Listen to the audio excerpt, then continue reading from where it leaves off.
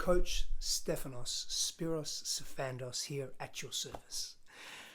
Let me tell you a brief story about that. So, for many years, I was so embarrassed of my name because in the Western world, I mean, Greece is part of the Western world. I'm half Greek, half Italian. Greece is part of the Western world, but in the English-speaking Western world, Stephanos Spiros Sifandos is a very long name and difficult for most to pronounce, difficult for most to understand.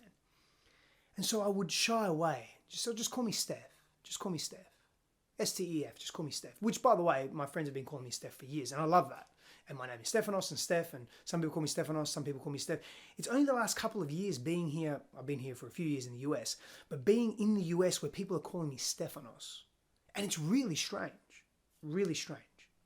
But you'll see me sometimes introduce myself as Coach Steph, Coach Stephanos, Coach Stephanos Spiros Sifandos. But the reason why I do that is because recently I've really taken ownership of my name. And I've cared less about what others think, whether they can pronounce it or not, whether they think it's a strange name, what they think of me as a result of that name. I used to care so much what others thought, right? And this came from my childhood, wanting to impress my father, wanting to be validated by him, to be seen by him, to be appreciated for who I was, to not be criticized. I was judged a great deal as a child, criticized as a child. Told I was wrong, I would cough and my dad would scream that I was being too loud. I would drop a spoon and I'd get hit. Like really intense, reactive, abusive behavior. And I internalized that as making myself wrong. Like I was the one that was wrong. It was my fault. It was me. I didn't know better as a kid. And I took that belief, those sets of beliefs and that behavior into my adult experience. So everything became a threat. Everyone, every relationship became a threat.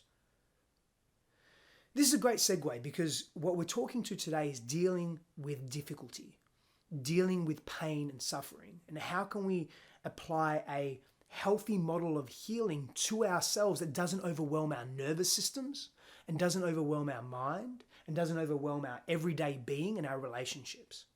So I accidentally, if you like, discovered this or created this model, this 6-step model of dealing with difficulty and pain and challenge, this healing model of being by accident during my own processes when I was on the ground, crying, screaming in agony and pain, emotional pain, not knowing where I was, thinking I was going crazy, I was being possessed. Man, I did all the things. Counselors, psychologists, shamans, spiritual healers, energy healers. I did 8 to 10 months of work alone on clearing old sexual energy from my body, my spiritual body, my etheric body, my emotional body, my mental body. Like working with an energy healer, really doing deep work around the attachments that my psyche had to my previous sexual experience and partners, casual one-night stands, long-term partners, like all of that. The way I behaved sexually, the way I manipulated, the shame, the guilt, the grief. We're going to help you grieve.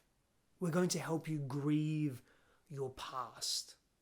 Grieve who you weren't, grieve who you were, grieve what you dislike about yourself. We're going to help you grieve and be a greater version of yourself. That's something else that you can expect from the journey arc of this course. Teach you how to grieve properly, because grief is freedom. Grief is the access point to feeling fully, that gives us freedom, that sends us to forgiveness, that allows us to see ourselves for who we truly are.